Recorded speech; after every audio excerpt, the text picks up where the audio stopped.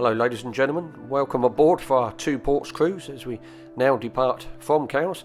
We will be heading our way out through the River Medina, down through the eastern Solent and off to Portsmouth with plenty of views on the way, lots of commentary. Hopefully we'll keep you well entertained whilst you're on board the vessel.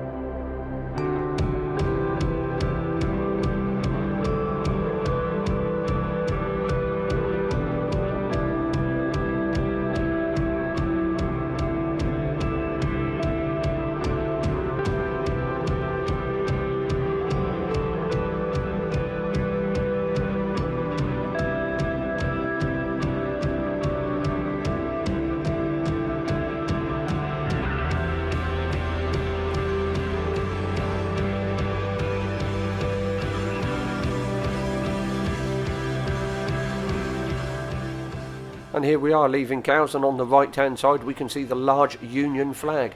It is the largest in the world, painted there in 1977 to commemorate the Queen's Silver Jubilee.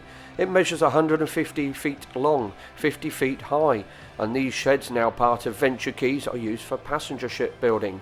In the past it was used for the construction of hovercraft, including the Princess Anne and the Princess Margaret, two large car-carrying hovercraft that operated for many years on the Dover-Calais route. The building coming up here on the corner on our left hand side as we depart from Cowes is the Royal Yacht Squadron. It is the most exclusive yacht club in the world. It is home for the royal family if they come and stay here in Cowes. Set up by two London businessmen, they eventually come down here and took over Henry VIII's former coastal family home, the old Cowes Castle. Now used for the start and finish of many major yacht racing events, and of course with the 22 bronze cannons around the front there, they are used for the 21 gun salute as well. Over on the far side there, that's part of a foreign land. We like to call that England over there, and we can see the large chimney, the Fawley Power Station. It is 198 metres high, that's 650 feet, and the oil-fired power station was used to generate the electricity for the Isle of Wight and surrounding south coast. Now sadly closed, there are plans afoot to convert that chimney into a tourist attraction and even a restaurant up on the top of the chimney, giving perfect views all around the Solent and south coast area.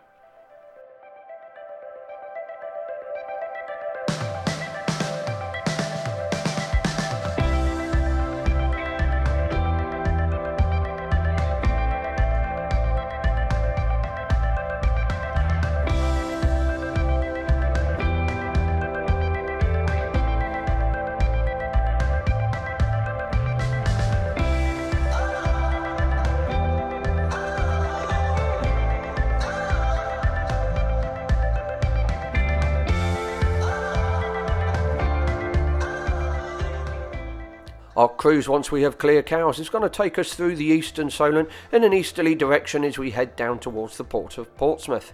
We will have lots of views on the way on both the island and the mainland shores of historic sites and buildings. There are many thousands of yachts and boats. In the summer there are 20,000 yachts and boats all around the Solent area. We will see lots of commercial traffic, from cruise ships to car carriers, oil tankers, tugboats, and even the pilot boats that take the pilots out to the big ships and ensure their safe navigation through these local, very busy waters.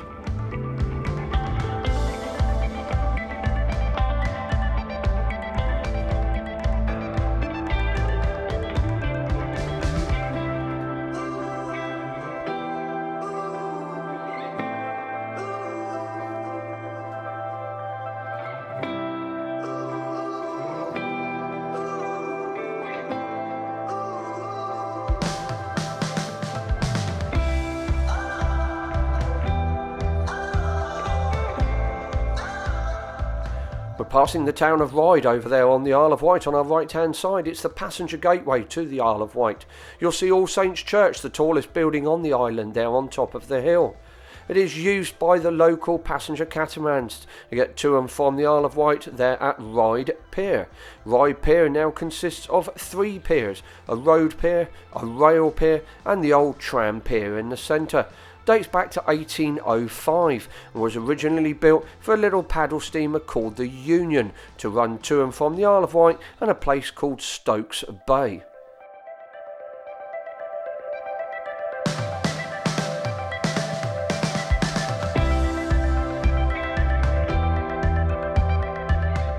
We're running through the edge here of Stokes Bay, utilised for the construction of the Mulberry Harbours in the Second World War and the practice of the D-Day landings. A nice steep beach, but as you can see, very shallow land, easy for the construction of these Mulberry Harbours up on top of the beaches there. At the end of Stokes Bay, we then run in past Fort Gilkicker, now being converted into luxury homes. They utilise the buildings behind there that were formerly utilised by the personnel working within the fort. Gilkicker began construction in 1863 and was used as a protection now on that point of land for threatening invasions coming through the Solent to try and attack Portsmouth from the west.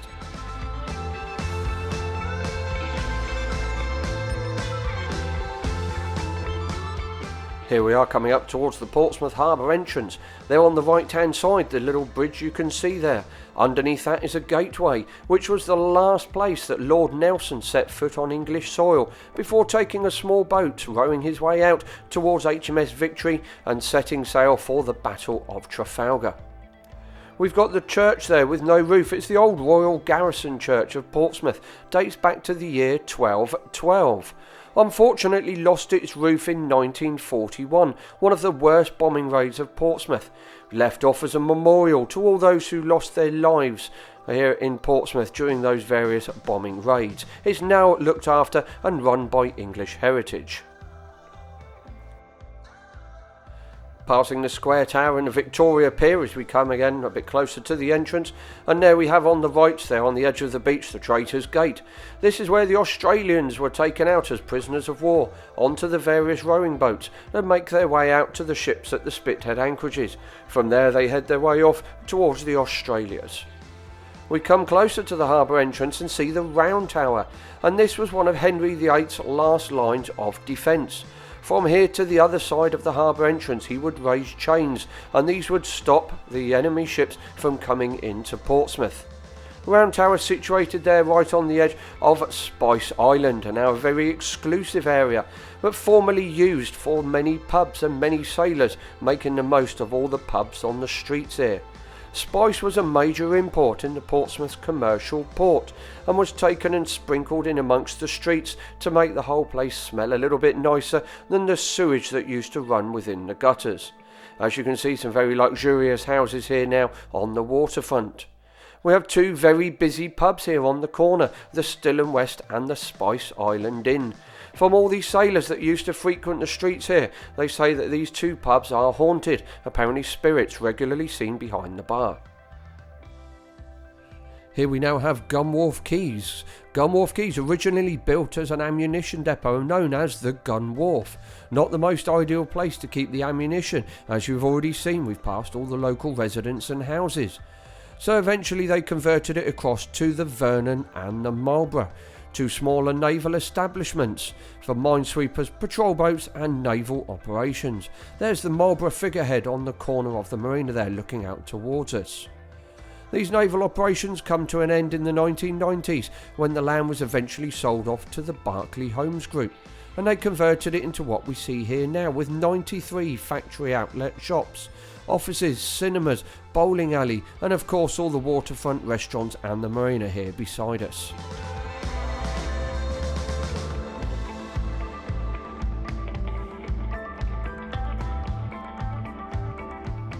Now here we have HMS Warrior with the 3 orange masts. Built 1860, she is an ironclad warship. She never fought in a battle as apparently the French and Spanish were too afraid of the ship. Wrought iron on the outside, backed by over 2 foot of wood. She is permanently moored in this position now, anchor on the bow and the stern holding her in place. flying the red ensign, as you can see there on the stern. The red ensign indicated she was in charge of the Red Fleet, when the Navy had a red, a white and a blue fleet. That was Atlantic, Pacific and home waters. You can go on board the vessel, have a look round, learn what life used to be like. You can even get married on the ship. See on the stern there the gold braid that indicated the captain's room, and that's one of the places you can still go on board and get married on board the vessel, as well as having your own private function on the ship. She is afloat, goes up and down with the tide. They'll even fly your special message on the side of the yardarms there. Flying there today in code pennant it says Warrior 1860. But even when you get married on there, you can fly such things as good luck coming down on the yardarms. We're coming up beside the South Railway jetty here, formerly used by the Royal Yacht Britannia when she was in service. Today alongside is F234 HMS Iron Duke, one of our Duke class frigates. She's being closely watched there. The building behind belongs to the Queen's Harbour Master, the QHM, and they're monitoring all the traffic entering and leaving the harbour. The Iron Duke is one of 13 of our Duke class frigates in service in the Royal Navy. Several of them out on full-term refits, but these are all designed for anti-submarine warfare.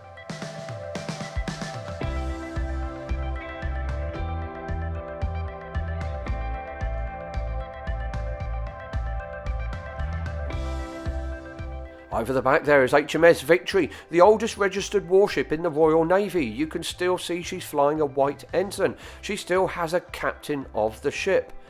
Built in 1765 as a first-rate three-deck ship of the line, and made famous in that Battle of Trafalgar of 1805, when Nelson took her straight through the centre of the fleet, shot the cannons down the fore and aft ends of the enemy's ships.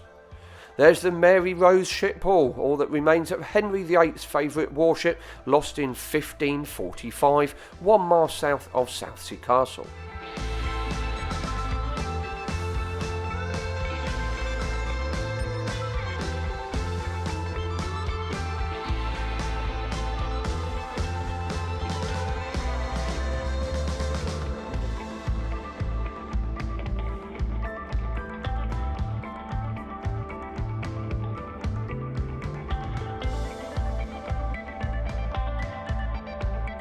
And here we are now coming up to our most modern warship in the Royal Navy. This is HMS Queen Elizabeth.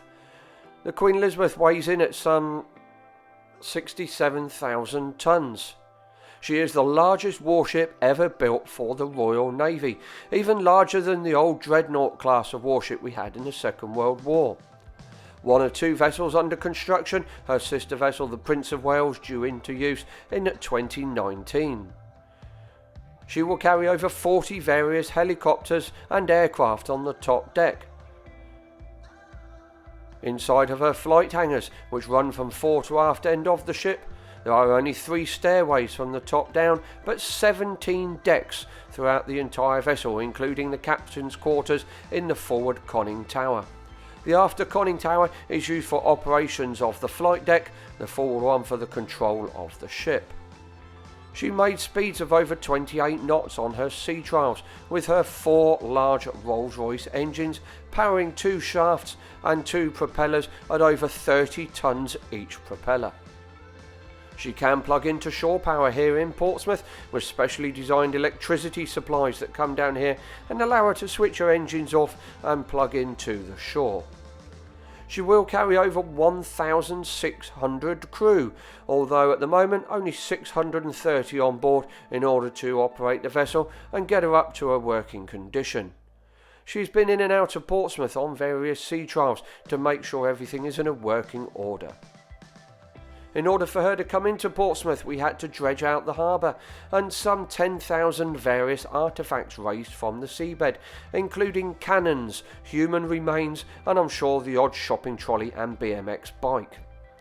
Up on the bow there you can see the 8-degree incline to give a boost for the airplanes when they take off. Rather than using any form of catapult system, they simply take off under their own power and have a boost with that 8-degree incline, although we do have arrestor wires to catch the planes when they land on the flight deck.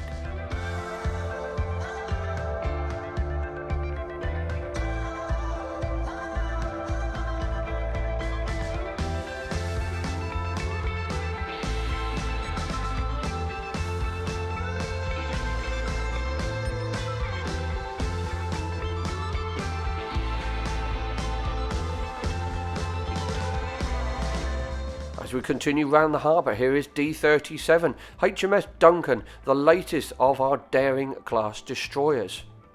As you can see, she's covered over at the moment as she's having the first of her major refits, coming up to 3 years old. So all the decks being blasted and painted, the tents protecting the elements and keeping all the dust inside the ship.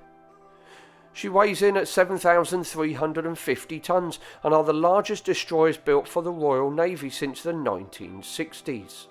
They only have 190 crew on board as they are so efficient with their modern day technologies. But their radar systems on board can detect targets at over 30 miles away, and some 10,000 targets can be followed at the same time. The 2 patrol boats there in front of HMS Duncan are our River class patrol boats. We have 4 of them in the Royal Navy, although they're due for replacement. One of them on permanent patrol down in the Falkland Islands, and that's HMS Clyde. We're now approaching 2 of our daring class destroyers, and we have here HMS Diamond and HMS Dragon.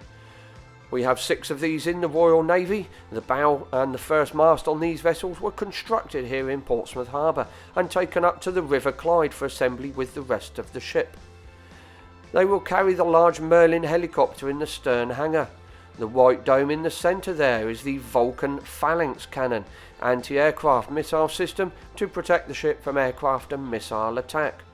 On the bow of the vessel they have 8 tubes of the Sea Harpoon missiles, 42 vertical Seawolf missiles, and of course the Mark 9 4.5-inch Vickers gun.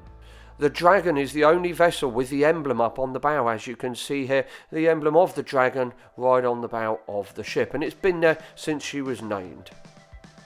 Here we have one of our smaller Hunt class minesweepers, M33's HMS Brocklesby, all built in 1982 by the Vosper Thornycroft shipyard up in Southampton, but kept into service as they seemed so successful. These GRP vessels, the largest vessels made for the Royal Navy to be made out of glass reinforced plastic, are used for mine countermeasures. Security ever present here within the Portsmouth Naval Dockyard. You'll see police boats travelling all around the harbour, making sure even the likes of ourselves remain outside the exclusion zones from all Navy dockyards, quay walls and ships here within the harbour. Coming up next to some of our Duke class frigates now, here beside us we've got HMS St Albans. These Duke class frigates are designed for anti-submarine warfare. Well equipped with armaments, 4.5-inch gun, vertical Seawolf missiles, Sea Harpoon missiles, 30mm guns, even torpedo tubes. Inside of them, not only do they have the large Rolls-Royce Spey engines, but they've got smaller diesel engine for stealth operations or silent running. Here on board of HMS Richmond, they are at the moment taking all the stores off of the vessel. She's recently come back from her patrols. They are now taking all of the posts and equipment off of the ship, ready for her to go for a major refit.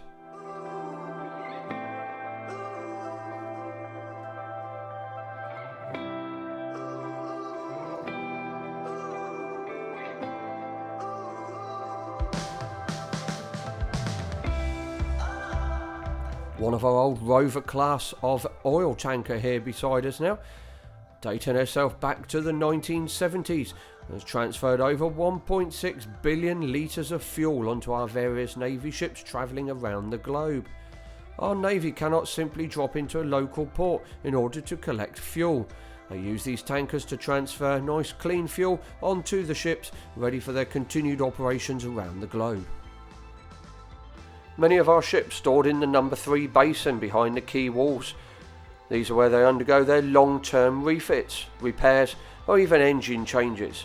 The large sheds are where we used to construct ships here in Portsmouth, sadly not anymore, but they were used for various minesweepers and, as mentioned earlier, the bow and the mast for our daring class destroyers. Here we have one of our large container boats coming into Portsmouth, and this is fully loaded with fresh fruit and bananas. In the UK we consume over 42 million bananas on a weekly basis, and the majority of which come into Portsmouth.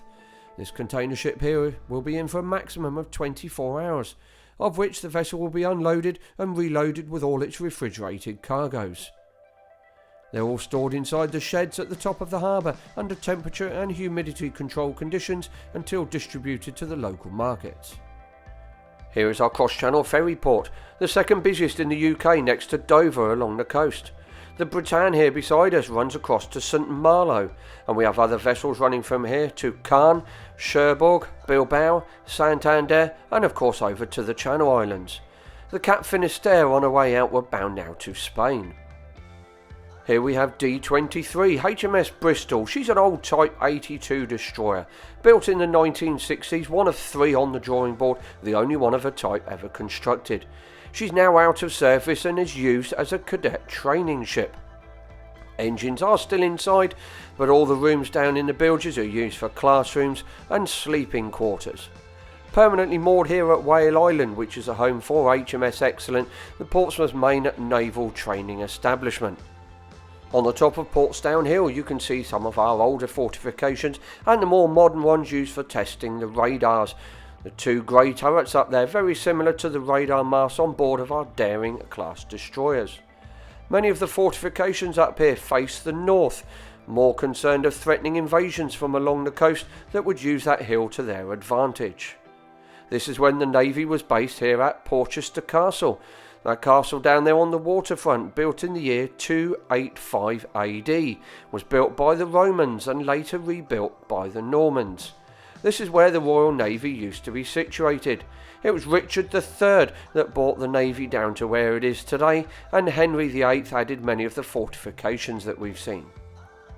The concrete structure here in the harbour with the ship alongside is known as the UHAF, the Upper Harbour Ammunition Facility, and this is where the ammunition is loaded on and off of our various Navy ships, done up here in the middle of the harbour to reduce any risks to civilian life. The red brick buildings there off Priddy's Hard. In the Second World War this was the largest ammunition depot in all of Europe, now converted into a museum and houses. The white bridge leads us over towards the Royal Clarence Yard. The Royal Clarence Yard given its royal seal of approval when Queen Victoria passed away, and her body brought over by boat, placed on a train there to go up to London, when the mainline trains used to operate from the Gosport side of the harbour. Just this side of the Royal Clarence Yard, the island of trees here is officially known as Burgh Island. Unfortunately it got a nickname during the Napoleonic era which still exists today, and that's called Rat Island. You never guessed, it become infested with rats. Not anymore, it's a lot cleaner nowadays, used as a substation for the dockyard's electricity. Formerly used as a pigeon homing base here in the harbour, nice and easy to spot from up in the sky.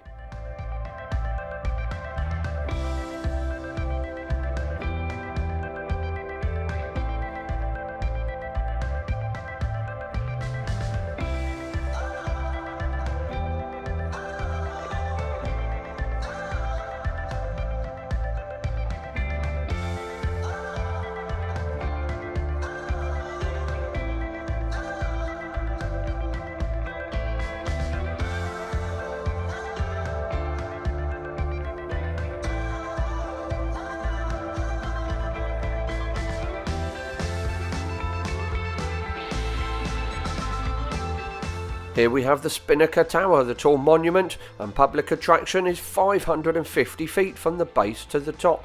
Views are up to 23 miles on a clear day from the Crow's Nest, the upper viewing platform.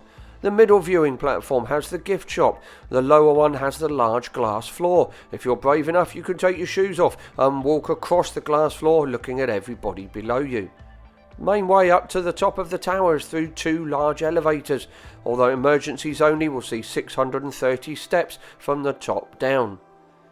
Charity events do see abseilers running down the side of the tower, but of course they have to clean it as well, and that's where we can see the people on the side of the tower there today. We have regular ferry operators running to and from the Isle of Wight. You can take your car, caravan or even make your way across as a pedestrian. Running from Portsmouth to Fishbourne or over to Ryde. You can run from Southampton to Cowes or from Yarmouth to Lymington. There is a hovercraft service from Southsea to Ryde, and by far the quickest way to make your way to the Isle of Wight. On a good day, a simple 8-minute journey over to the island. 2 new hovercraft now run the service, the Solent Flyer and the Island Flyer, running off the Southsea beach and across to the Ryde seafront at speeds of up to 50 miles an hour.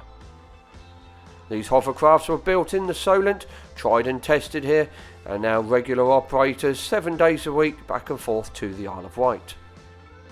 On the seafront here we have the Southsea War Memorial with the green top or copper top, built in 1924.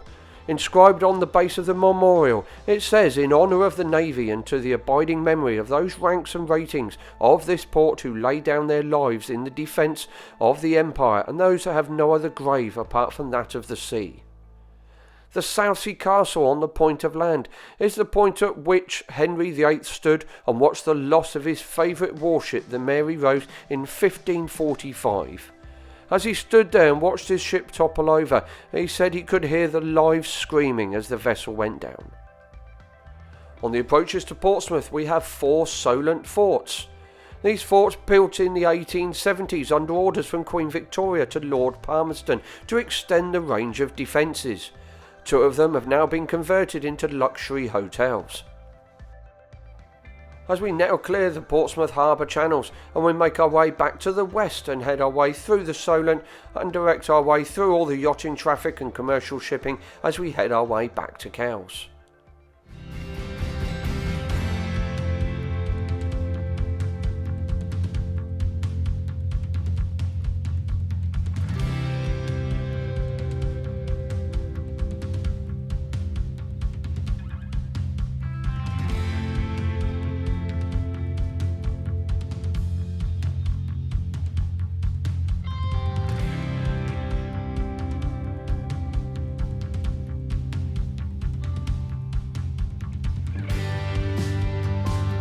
In amongst the trees here we can now see Osborne House. Queen Victoria's private residence began construction in 1847 with a lot of help from Prince Albert and his friends. To give it that colour, the sand was imported from India. Queen Victoria spent many years of her life on this site, eventually passing away here in 1901. Her body taken down to East Cowes to the Gridiron and eventually by boat through the Solent off to Gosport, where it was then placed on a train to go to London. Now open to the public, it's owned by English Heritage. You can take a walk through the buildings, the grounds and even right down to Queen Victoria's private beach.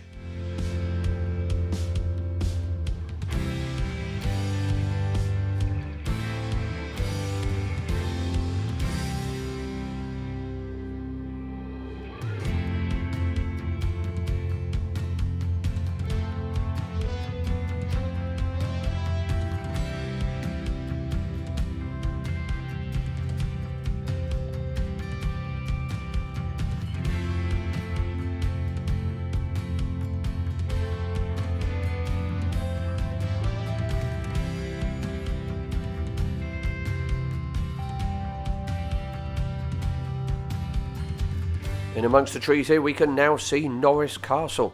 Norris Castle was designed by the very famous architect James Wyatt for Lord Henry Seymour and completed in 1799. Sits within 225 acres of land and over a mile of waterfront. The grounds it sits in used to be part of the old East Cowes Castle. It is now adjacent to Osborne House and between the two is a 9-hole golf course. The castle is now Grade 1 listed. Used by Sir Robert Bell in the 1840s, by the Duchess of Kent in the 1860s, more famously known as Queen Victoria's mother. Queen Victoria had looked at Norris Castle, wasn't to her likings, before she eventually had Osborne House built just around the corner.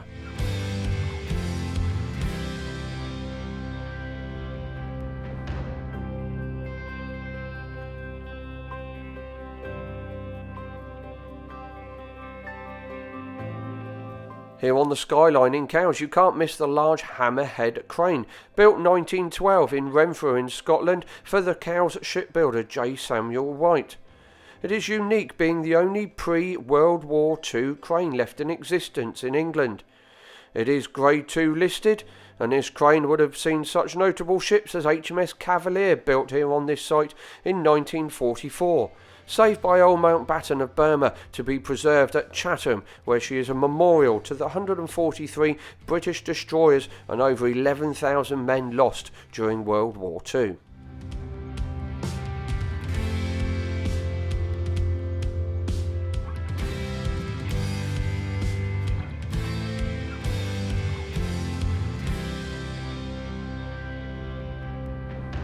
As we now return back to Cowes, we're coming towards the end of our cruise. Hope you enjoyed your time on board the vessel with us here today, and on behalf of Solent and White Line Cruises, we look forward to welcoming you back on board sometime soon.